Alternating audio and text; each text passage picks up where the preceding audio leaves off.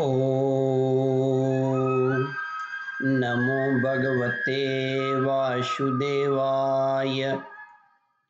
श्रद्धालु भक्तों, श्रीमद् भागवत महापुराण के दशम स्कंद के पूर्वार्ध के 47वां अध्याय के अंतर्गत उद्धव तथा गोपियों की बातचीत और भ्रमर गीत का प्रस्तुतिकरण करूंगा।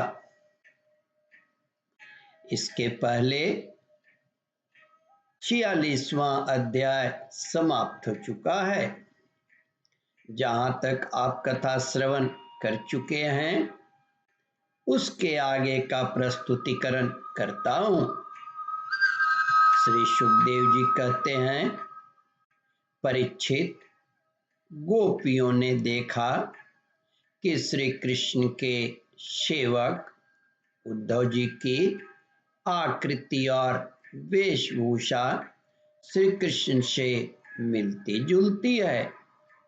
घुटनों तक लंबी लंबी भुजाएं हैं, नूतन कमलदल के समान कोमल नेत्र हैं, शरीर पर पीतांबर धारण किए हुए हैं, गले में कमल पुष्पों की माला है, कानों में मणि जटित कुंडल झलक रहे हैं और मुखारविंद अत्यंत प्रफुल्लित हो रहा है।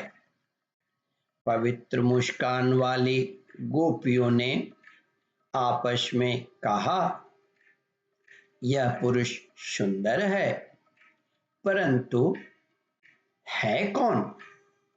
कहां से आया है? किसका दूत है?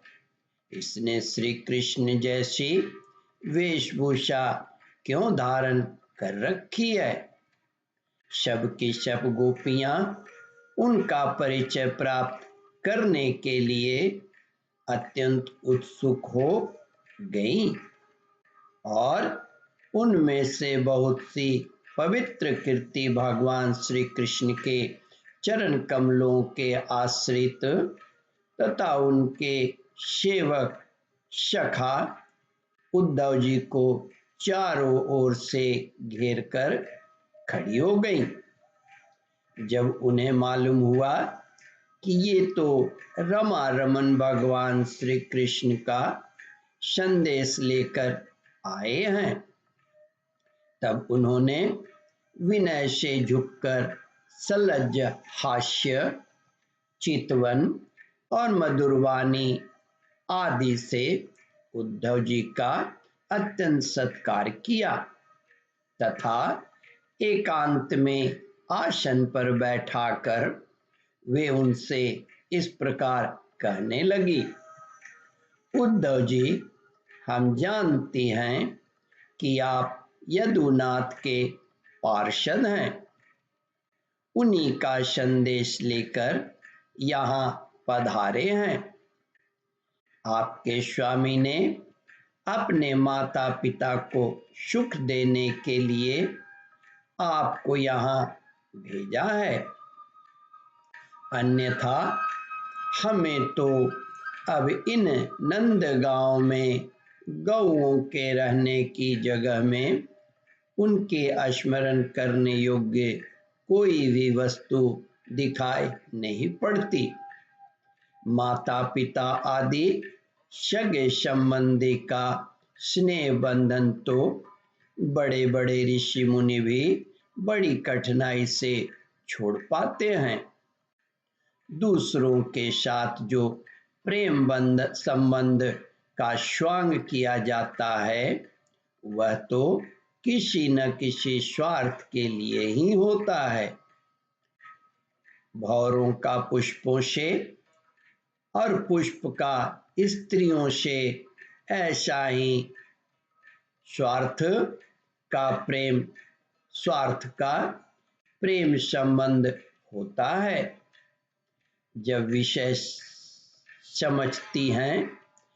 वेश्या समझती हैं कि अब मेरे यहाँ आने वाले के पास धन नहीं है तब उसे वह धत्ता बना देती हैं। जब प्रजा देखती है कि राजा हमारी रक्षा नहीं कर सकता, तब वह उसका साथ छोड़ देती है। अध्ययन समाप्त हो जाने पर कितने शिष्य अपने आचार्यों की सेवा करते हैं। यज्ञ की दक्षिणा मिली कि ऋत्विज लोग चलते बने। जब वृक्ष पर फल नहीं रहते, तब पक्षीगण वहां से बिना कुछ सोचे विचारे उड़ जाते हैं। भोजन कर लेने के बाद अतिथि लोग ही गृहस्थ की ओर कब देखते हैं। वन में आग लगी कि पशु भाग खड़े हुए। चाहे स्त्री के हृदय में कितना भी अनुराग हो, जार पुरुष अपना काम बना लेने के बाद उलटकर भी तो नहीं देखता। श्री सुखदेव जी कहते हैं, परीक्षित गोपियों के मन, वाणी और शरीर श्री कृष्ण में ही तल्लीन थे। जब भगवान श्री कृष्ण के दूत बनकर उद्धव जी ब्रज में आए, तब वे उनसे इस प्रकार कहते कहते यह भूल ही गई कि कौन सी बात किस तरह किसके सामने कहनी चाहिए। भगवान श्री कृष्ण ने बचपन से लेकर किशोरावस्था तक जितनी भी लीलाएं की थीं, उन सब की याद कर करके गोपियां उनका गान करने लगी। वे आत्मविस्मित होकर स्त्री सुलभ लज्जा को भी भूल गईं और फुट फुट कर रोने लगी।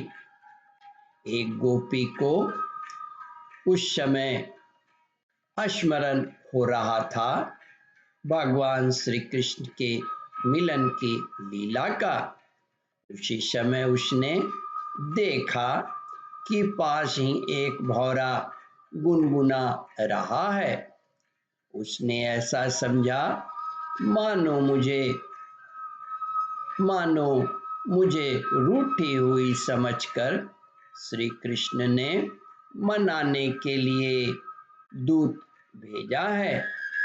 वह गोपी भौरे से इस प्रकार कहने लगी, ओम परमात्मने नमः। श्रद्धालु भक्तों, इस कथा को ध्यान पूर्वक श्रवण मनन और इसका चिंतन करें। इस कथामृत का रसास्वादन अपने बंधु बांधवों को भी करावे। इस वीडियो को शेयर और सब्सक्राइब करें। ओम परमात्मने नमः।